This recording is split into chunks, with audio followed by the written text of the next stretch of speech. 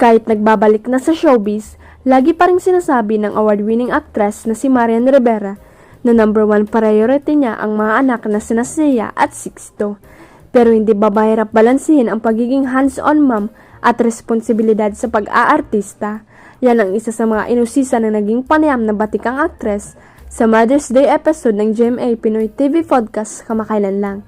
Kung aayusin mo sa time management at alam mo ang priority mo sa buhay, parang hindi ka naman mahihirapan. Sagot ni Marian. Mahihirapan ka lang siguro sa katawan dahil nagtitaping ka, pagod ka, gigisang ka ng maaga para sa mga anak mo. Pero kung iisipin mo yung time management na kung ano ba talaga ang pinakarurok ng priority ko, parang hindi ka mahihirapan. Paliwanag pa niya.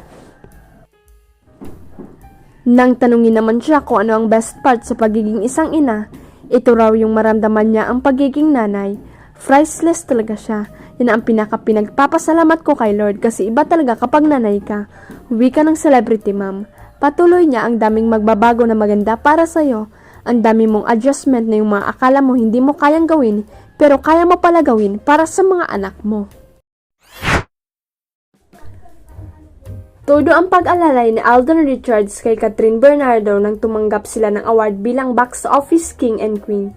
Super alalay si Alden Richards kay Catherine Bernardo sa Box Office Entertainment Award sa kanilang dinaluhan.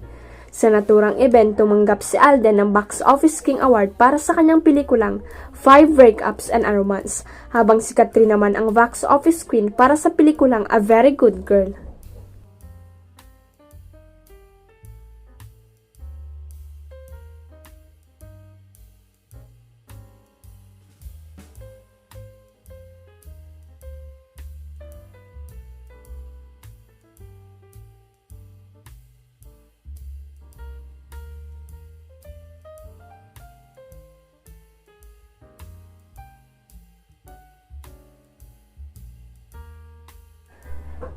Sa video na ibinahagi ng isang Oscar Bradley Cabar, makikitang inalalayan ni Alden si Catherine habang pababa ng entablado.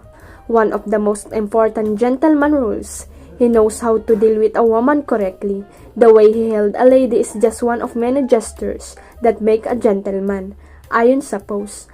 Sa ngayon, viral na ang naturang video. Patuloy naman ang espekulasyon kung nagkakamabutihan na sina Catherine at Alden. Ayon sa aktor, anuman ang namamagitan sa kanila ni Catherine ay nais niyang gawin na lamang itong pribado. Huwag kalimutang i-click ang subscribe button at i-ring ang notification bell para sa latest at legit chika updates.